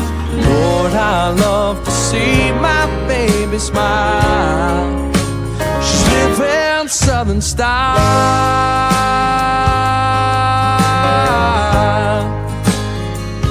living Southern style.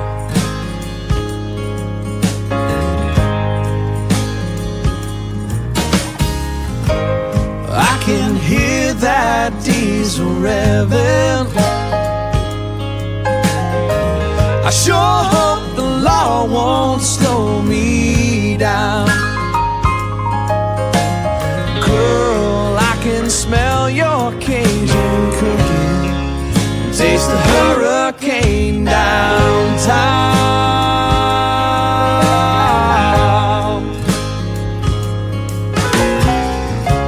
Tonight's gonna be alright. I'm gonna hold my baby close in the pale lamp light, 'cause it's been such a long time. The French Quarter and a bottle of wine, listen to the music with her by my side. Lord, I love to see my baby smile.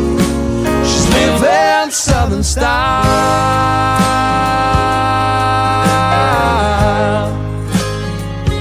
living Southern style.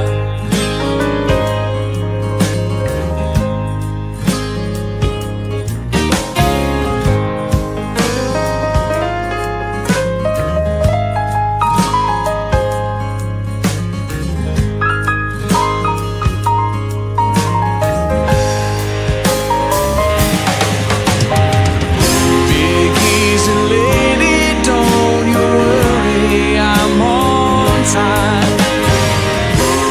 Southern baby, daddy's got you on his mind. I'm doing 80 and I'm convinced that I will find you and I in paradise. Tonight's gonna be alright. I'm gonna hold my baby close in the pale lamp light, 'cause it's been such a long time. The French Quarter and a bottle of wine, listen to the music with her by my side. Lord, I love to see my baby smile. And I'm driving, getting closer all the while. I'm thinking about you every single mile. Living Southern style,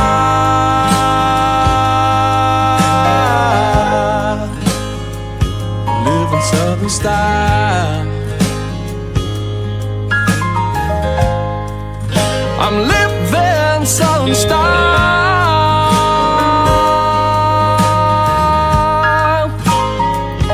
living Southern style.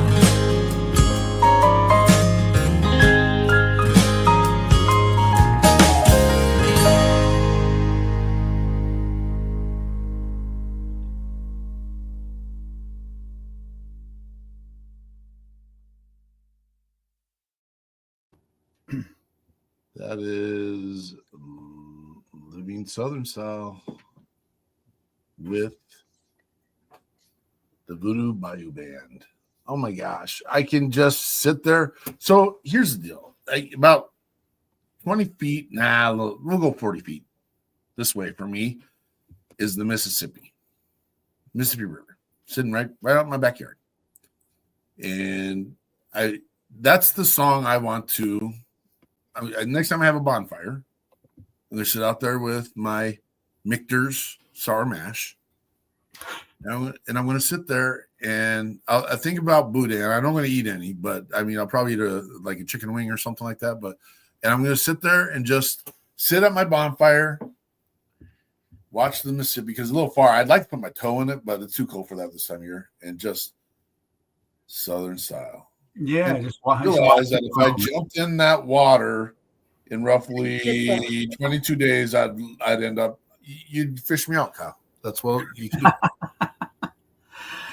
Yeah, no doubt. And that was the idea there. It's just, it's lazy Sunday afternoon and just watching that river flow, and that big city can be lots of fun. It can be pretty dangerous as well, of course. But I mean, it's it's got a lot of character. It's got a lot of interesting people. It's got a lot of history and great food and great drinks. And it's been a place where we all get together and have a good time. And Dave Falgout really enjoyed that city, and I love him and I miss him. And so it's appreciate you guys giving me the opportunity to play that music and to think about a dear friend that I love and miss. If like on November 15th, I was sitting down there watching LSU tromp on the Arkansas Razorbacks. We could find a little bourbon and we could hear that song, and all of that could happen. Absolutely. That could happen. Absolutely it can. Yeah, no doubt. Do you guys know 6-7? You guys know that yet? Have you heard that? 6-7. Apparently it means nothing. It means nothing. I asked my son about it because he would go 6-7, 6-7. 6-7. I'm like, okay, 6-7 what? Yeah. Like, I don't know. They just say 6-7. It means nothing. What's the context? I don't know. 6-7. And I said, well, don't come to me with that BS. That doesn't even make any sense. So I said, okay, apples are green. And I've just been walking around saying apples are green. That's what I was. 6-7. Whatever works for you, bro. That's right. You just plug and play, because none of it makes any sense, right? No. My grandpa Bud always used to say, what's that have to do with the price of tea in China? Yes. Yeah. Oh my gosh. They had those good ones. Those were the good ones. You too, right? Well, we're at the point where we need to shut her down, unfortunately and sadly, because I've absolutely thoroughly enjoyed every part of this conversation tonight. And we get to the point where we say final thoughts. And sometime during the show, we're inspired by a thought, a word, a concept, by one another in some shape or fashion. And Mr. Frank the Myth is also an author as well, Mr. Hardy. I don't know if we got that deep and far into this. And we usually let Frank start off our final thoughts. And then it looks like clockwise to me, so we'll figure it out. It looks like the order will be Frank, Kyle, Andrea, JJ, then back to me. And so that's how we'll go. Giddy up. Well, I believe I heard the comment that you can do anything. And I want people to understand that that's just not a phrase. That's the honest to God truth. And all you have to do is put your mind into things and focus. So there's no reason why I should be able to do a lot of things that I do, but it's because I really want to do it. And I trained for 4 months to go out there and run probably the slowest half marathon in recorded history. But I finished. And now I've done that. I may not ever do it again, but I did it because I wanted to do it. And it's something I've always wanted to do. Just like writing books, just like doing anything else. Put your mind to it and don't give up. Mm-hmm. Stay with it and don't quit. Thank you, Frank. Kyle. I guess my final thought would be, in addition to thanking you all kindly for having me on and being kind enough to play some of this music, I was very intrigued by all of the comments that I heard from this group about passionately caring for our brothers in arms and first responders, and the synergies around some of our like-minded, worthwhile causes that we're all a part of. And I think my final thought is just a simple prayer, if I may,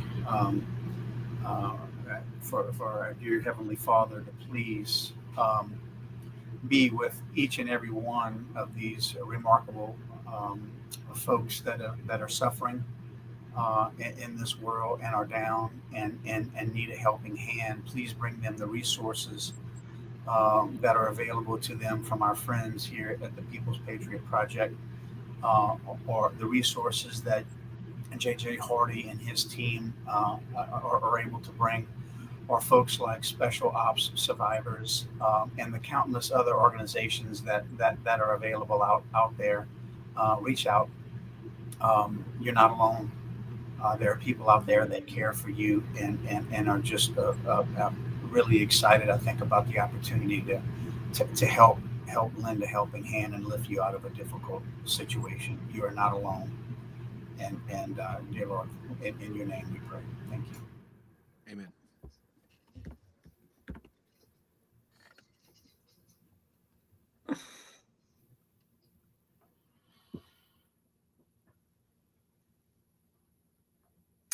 Thank you for sharing that. Now my ideas seem smaller. Besides, Frank stole one of my thoughts, which was the reference to anyone from any background can do anything. That's why we have all those great stories about people who persevered and overcame, and that can be any one of us. Also, outside of the nipple episode, because if you can't have fun, you just can't. There was something else said. We all need someone to help us, and it goes right along with your prayer, Kyle. We are not alone. There is someone out there to help. And Peterson says every week, tens of thousands of organizations out there, but sometimes it's just an individual.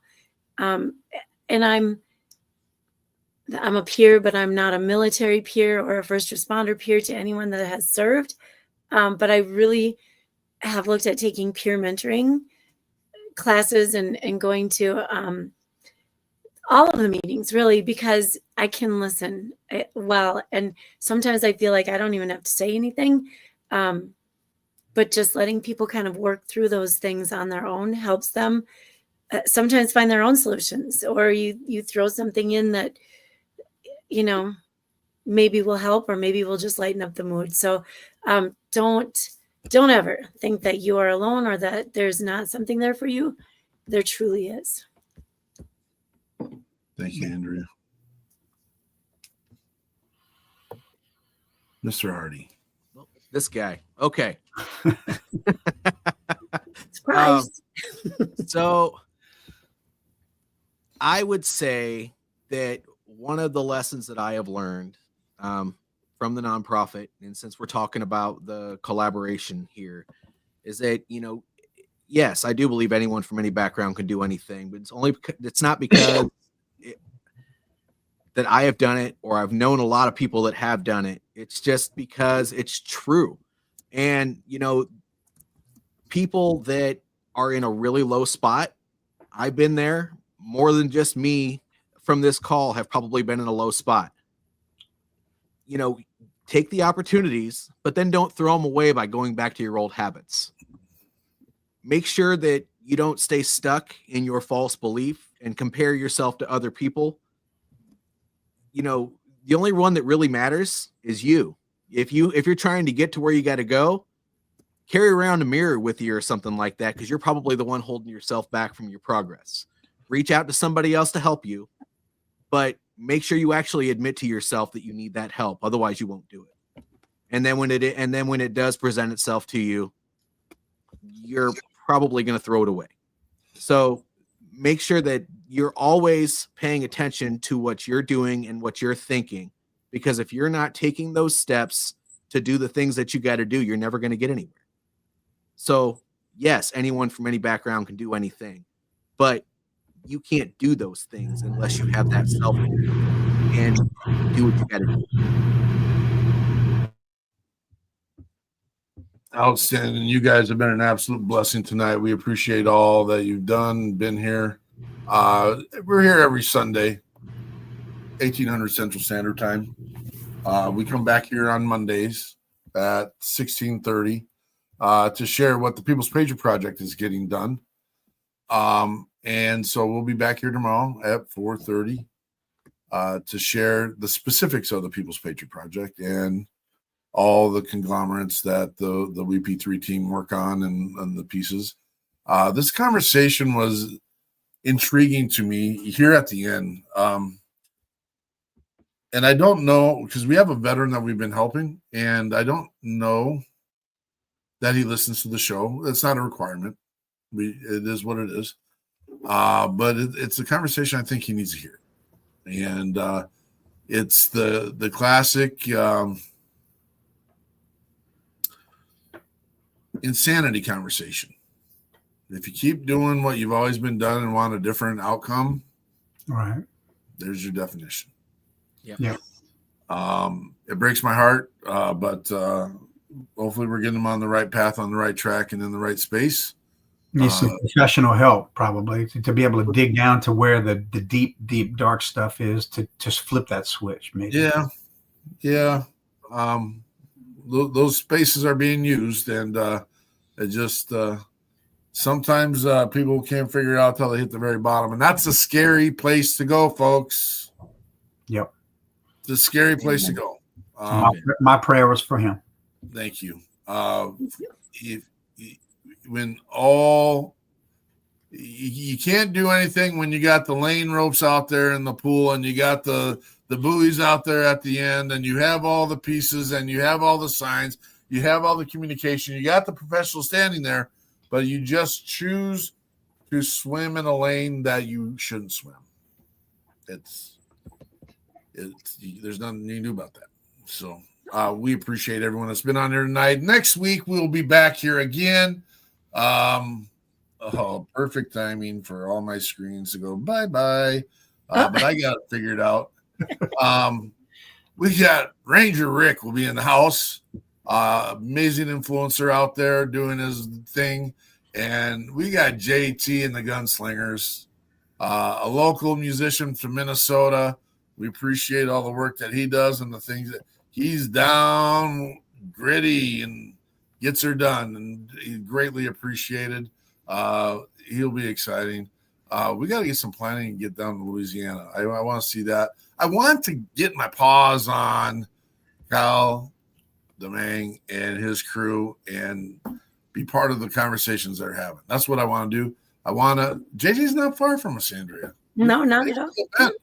You guys are always welcome, man. Let me know how I can be of service. Let me know how I can help plug you in. Like we talked about with Thibodeau Fireman's Fair and some of these groups down here. Let's get you linked up. Let's, we'll send you some boudin up there from Bourgeois Meat Market. I got plenty. Don't need any more. We're good for a minute. No, but we'd love to have y'all down.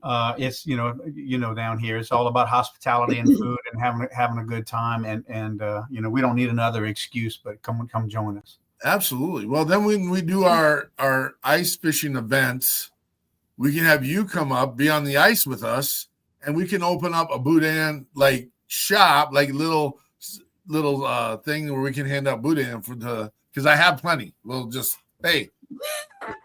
bring your crackers, and we got some boudin and some ice fishing. Well, I've never gone fishing in somebody's ice hole, so we'll be happy to go give that a shot for sure. Love the play on words. Yeah. What? Does anyone got anything else they want to share before we close her down? Thank you for bringing me on the show. I think this was a wonderful conversation, and it needed to be had. People always need to hear that resources are important, and you should never shoot down help when it's out there. Very thankful. Yep. Hey, get out there, folks. Sponsor your reads for Reads Across America anywhere in the country. It needs to be done. $17 will help us remember, honor, and teach about the men and women who are laying at rest. I gave you the perfect reason and the purpose to lay your big fat heads on the pillows of freedom daily. They did it for you. You can do this for them. See you tomorrow at 16:30 for the WP3 Weekly Debrief. Make sure you check your 6 Patriot Pride.